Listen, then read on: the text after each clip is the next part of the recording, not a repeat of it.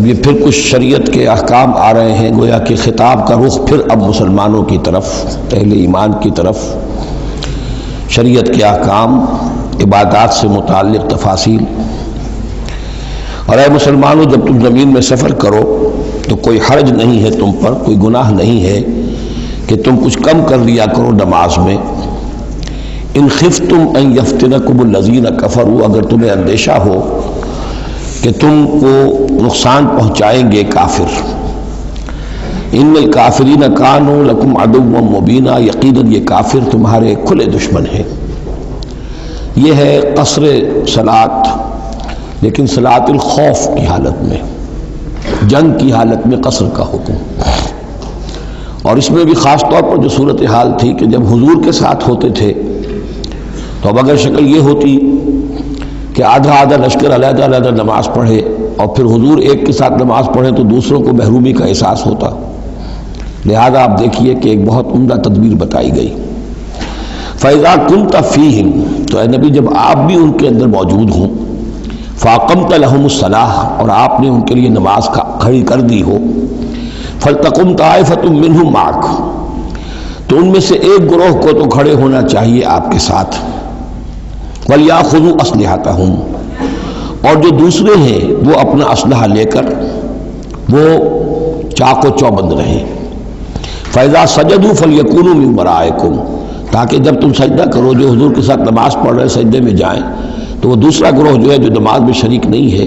وہ ان کی حفاظت کرے، کھڑے رہیں ان کے پیچھے۔ وَلْتَأْتِ طَائِفَةٌ أُخْرَىٰ، اب اس کے بعد ہوتا کیا تھا کہ حضور نے ایک رکعت نماز پڑھا دی اور آپ بیٹھے رہے، دوسری رکعت کے لیے اٹھے نہیں،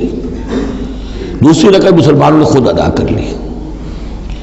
اب جب انہوں نے سلام پھیر دیا چلے گئے تو جو پہلے جو تھے جو اس وقت تک شریک نہیں ہوئے تھے وہ حضور کے پیچھے آ گئے۔ اب حضور نے ایک رکعت اور پڑھی تو ان کی ایک رکعت حضور کے پیچھے ہو گئی، اس کے بعد حضور نے ایک رکعت کے بعد سلام پھیر دیا، انہوں نے پھر ایک رکعت اور ادا کر لی، اس طریقے سے کہ کوئی بھی حضور کی امامت کے شرف سے اور فضل سے محروم نہ رہے۔ فَإِذَا سَجَدُوا فَلْيَكُونُوا مِن وَرَائِكُمْ وَلْتَأْتِ طَائِفَةٌ أُخْرَىٰ لَمْ يُصَلُّوا فَلْيُصَلُّوا مَعَكَ، اب وہ دوسرا گروہ کو آنا چاہیے کہ جنہوں نے ابھی نماز نہیں پڑھی تھی کہ وہ آپ کے ساتھ نماز پڑھیں۔ وَلْيَأْخُذُوا حِذْرَهُمْ وَأَسْلِحَتَهُمْ، اور ان کو چاہیے کہ وہ اپنی ڈھالیں بھی، اپنا بچاؤ بھی اور اسلحہ بھی ساتھ رکھے۔ وَدَّ الَّذِينَ كَفَرُوا لَوْ تَغْفُلُونَ عَنْ أَسْلِحَتِكُمْ وَأَمْتِعَتِكُمْ، یہ کافر تو اسی طاق میں رہتے ہیں، اسی امید میں رہتے ہیں کہ تم جیسے ہی غافل ہو جاؤ، وَدَّ الَّذِينَ كَفَرُوا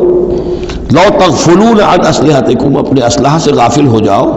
وَأَمْتِعَتِكُمْ، اور اپنے مال و اسباب سے، فَيَمِيلُونَ عَلَيْكُمْ مَيْلَةً وَاحِدَةً، تو وہ تم پر ایک دم ٹوٹ پڑے حملے کے اندر۔ وَلَا جُنَاحَ عَلَيْكُمْ إِن كَانَ بِكُمْ أَذًى مِّن مَطَرٍ، اور کوئی حرج نہیں ہے تم پر، کوئی گناہ نہیں ہے اگر تمہیں کوئی تکلیف ہو یا بارش کی وجہ سے کوئی صورتحال ایسی ہو، اور کنتم مرضی، یا تم بیمار ہو، ان تضعوا اسلحتکم، کہ اسلحہ تو اپنا رکھ دو، وخذوا حذرکم، لیکن صرف ڈھال لے لیا کرو کہ اچانک کوئی حملہ ہو جائے تو اگر پوری تلوار نیزہ وغیرہ سب اپنے جسم پر لگایا ہوا ہے تو نماز کا پڑھنا مشکل ہے، اور یہ کہ حالات ایسے ہیں تو اسلحہ علیحدہ رکھ دیا جائے لیکن ڈھال اپنے پاس موجود رہے، تاکہ اچانک کوئی حملہ ہو تو کم سے کم انسان کو وقت ملے کہ وہ اپنے آپ کو بچا کر اور پھر وہ اپنا اسلحہ بھی لے لے گا۔ ان اللہ اعد للکافرین عذابا مہینا، یقیناً اللہ تعالیٰ نے کافروں کے لیے ایک بہت اہانت آمیز عذاب تیار کر رکھا ہے۔